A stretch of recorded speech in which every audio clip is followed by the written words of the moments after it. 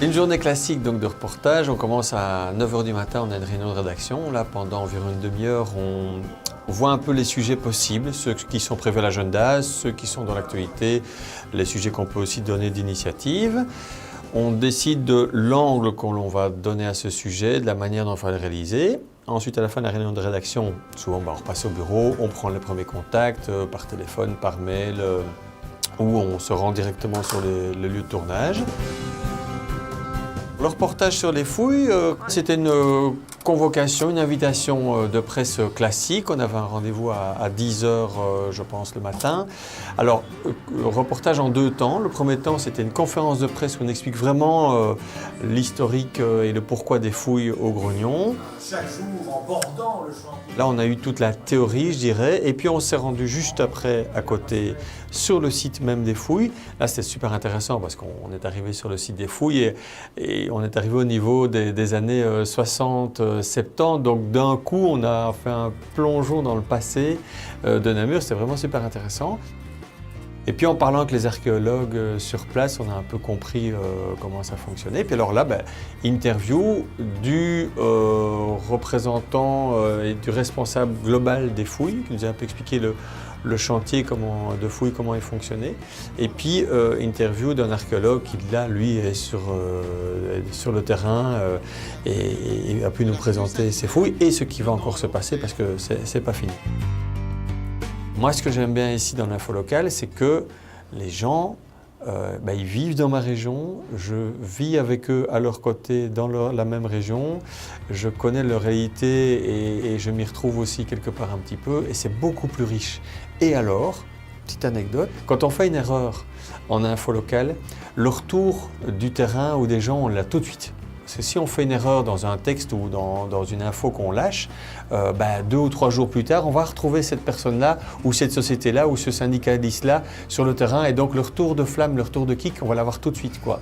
Que quand on fait une erreur à la rigueur sur Donald Trump, il n'aura même pas jamais entendu et vu votre reportage, donc c'est pas grave.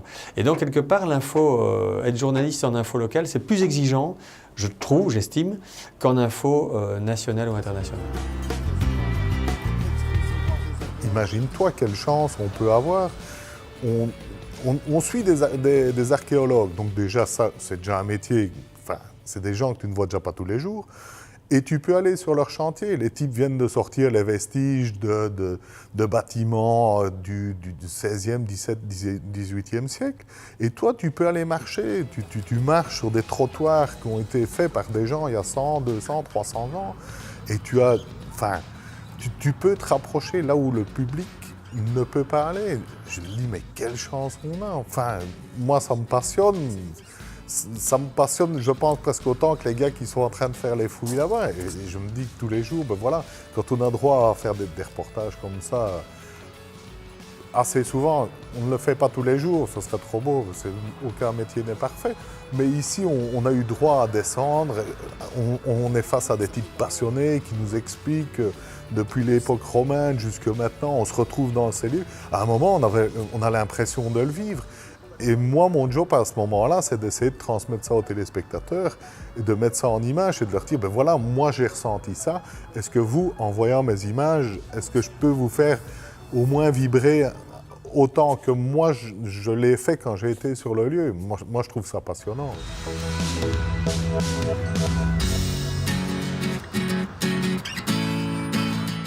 Ensuite, on revient à la rédaction. On fait sur le plan technique un import des images et de la matière. Et puis là c'est le travail journalistique pur, d'écriture de texte, de choix de morceaux d'interview et du cheminement de cette interview pour que ce soit logique. Et on réalise ici nous-mêmes le montage. En fait, on n'a pas de monteur, on monte nous-mêmes, on enregistre nos voix nous-mêmes, on monte le sujet de 2 minutes 30 environ, et puis ensuite il part au son. Une fois qu'il est au son, notre travail c'est de réaliser d'écrire un chapeau pour le présentateur du JT, de réaliser aussi et d'écrire un texte pour Internet, et puis le sujet est diffusé le soir même dans le JT de 18 h. Pour mixer les sujets, Ce qui se passe, c'est que les journalistes m'envoient le montage en fait, de ce qu'eux ont fait dans leur logiciel de montage. Donc moi, je récupère dans Pro Tools, donc, qui est le logiciel que j'utilise pour mixer, exactement la même chose que ce que le monteur a fait dans sa séquence de montage. Et à partir de là, allez, je dois d'abord faire tout ce qui est niveau, vérifier que les voix off sont correctes, donc qu'elles sont au niveau par rapport au volume. Par rapport à tout ce qui est équalisation aussi, est-ce qu'il faut un peu les compresser? Donc les compresser, ça veut dire que s'il y a beaucoup de variations de volume dans la voix, par exemple les gens qui n'ont pas l'habitude d'être interviewés ont tendance à parler doucement, puis à parler fort, et le compresseur lui en fait va un peu lisser tout ça. La même chose pour les interviews, pour les voix. Tout ce qui est son d'ambiance, là il faut les équaliser par rapport à ce qui se passait dans le lieu où les sons étaient tournés. Les mettre au niveau aussi par rapport à la voix off et aux interviews s'il y a des plans derrière les interviews. Les musiques aussi, les mettre au bon niveau. Et puis sortir le mix, donc il y a une norme européenne qu'on doit respecter en diffusion télé. Puis je sors le sujet que le monteur récupère dans son logiciel de montage. Et donc lui, il a simplement un fichier stéréo à venir recoller dedans. Et là, il peut sortir la séquence mixée qui est prête à diffuser.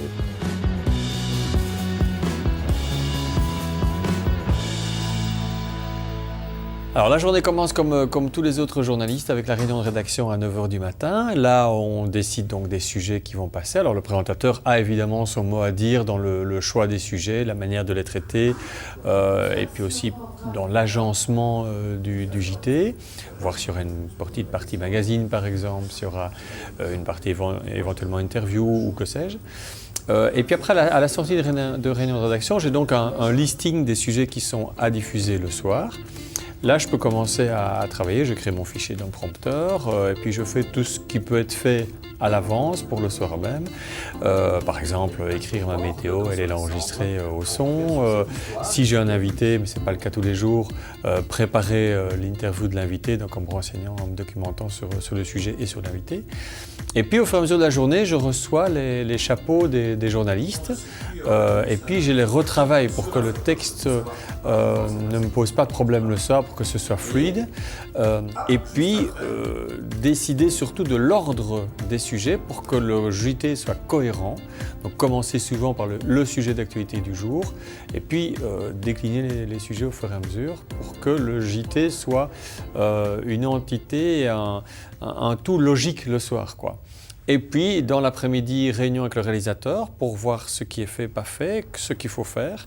Il y a aussi l'envoi des fichiers pour ce qu'on appelle nous les thèmes et les titrages pour le titreur. Et puis alors, sur le plan purement pratique, 1 heure avant le JT, il y a le maquillage, il y a la mise en place dans le studio pour réaliser les essais son et les essais images. Balance Pascal, s'il te plaît. Mixer le JT, d'abord c'est faire toutes les balances des voix du présentateur.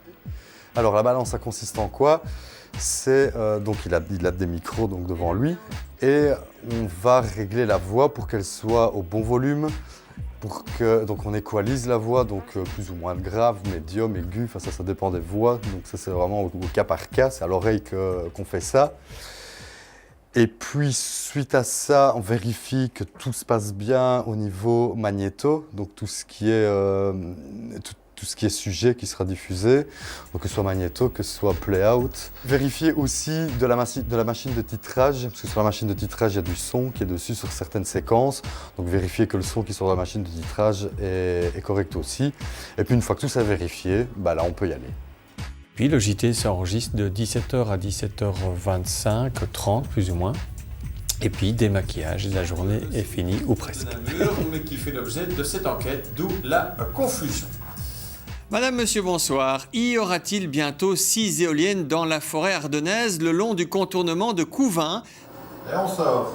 Vous avez envie de tout savoir sur les grands chantiers en cours? Donc en régie, il y a toute une équipe, c'est un travail d'équipe avec différents métiers. Il y a d'abord l'ingé son qui lui fatalement s'occupe de tout ce qui est son, de mixer tous les sons en arrivance, les micros qui sont sur le plateau, les séquences qui sortent du play-out, les génériques, etc. Après, on passe dans la partie vidéo. Là, il y a principalement 3 métiers qui sont l'injecteur. C'est celui qui enregistre ce qui se passe. C'est celui qui envoie les séquences via le playout ou d'autres choses. Il y a le ou la titreuse, comme son nom l'indique, qui s'occupe de créer et d'envoyer les titrages au moment voulu. Le boulot du réalisateur, c'est d'imprimer un rythme à l'émission, en fonction de ce qui se passe dans l'émission, en fonction de l'invité. Si l'invité parle un peu plus lentement ou un peu plus vite, ça dépend aussi du thème. Si l'invité parle d'un truc qui est très, très lent, très spirituel, ou si on a une séquence sur un décès, ou si on a un invité super speed qui parle d'un concert ou quelque chose comme ça, forcément, le rythme du mixage ne sera pas le même.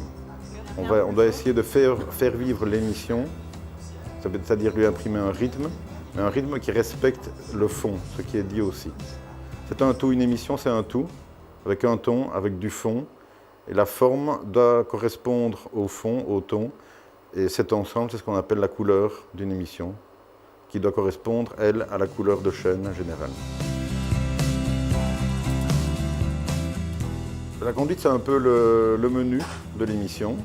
Ici, on va retrouver dans la conduite une série de lignes, de cases, qui correspondent chaque fois à un événement dans le déroulé de l'émission.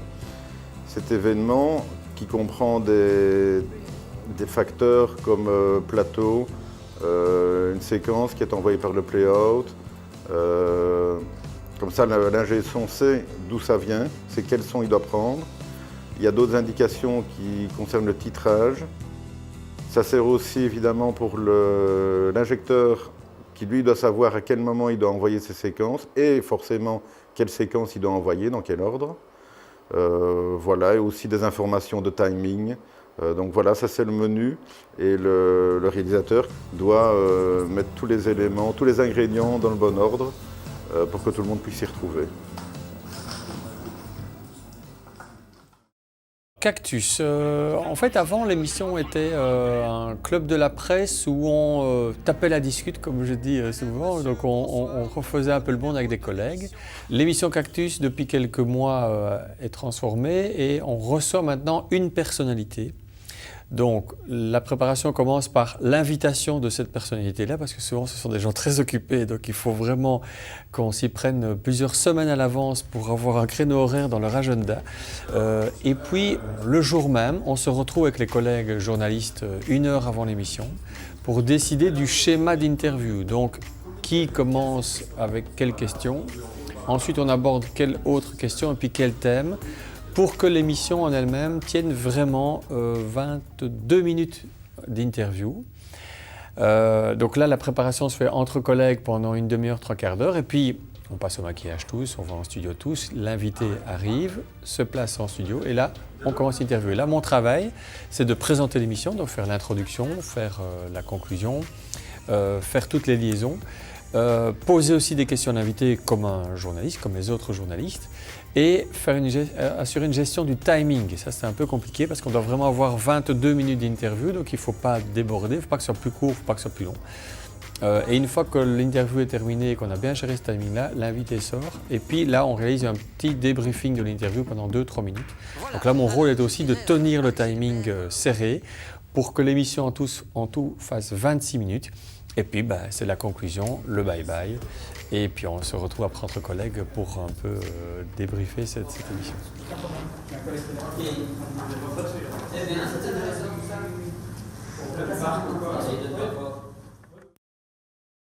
Honnêtement, les premiers JT ont été un peu stressants parce que voilà, j'avais fait de la radio avant pendant 17 ans, donc j'ai l'habitude de présenter de l'information et de lire des textes sur antenne. Là, ici, évidemment, on rajoute les caméras, donc c'est encore un peu différent. Maintenant, je suis plus stressé, on fait ça tous les jours. Et au contraire, moins je suis stressé, plus je suis naturel sur antenne. Donc.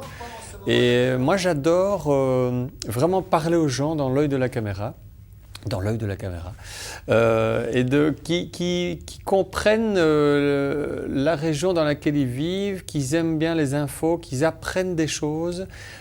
J'aime bien transmettre ce message-là aux gens et j'espère que je le fais de manière sérieuse et à la fois décontractée parce que l'info prise de tête, faits divers et morose, c'est pas trop mon genre. Moi, si je peux un peu donner un petit peu de sourire de temps en temps aux gens, tout en respectant l'actualité et les sujets qui sont abordés, c'est tant mieux.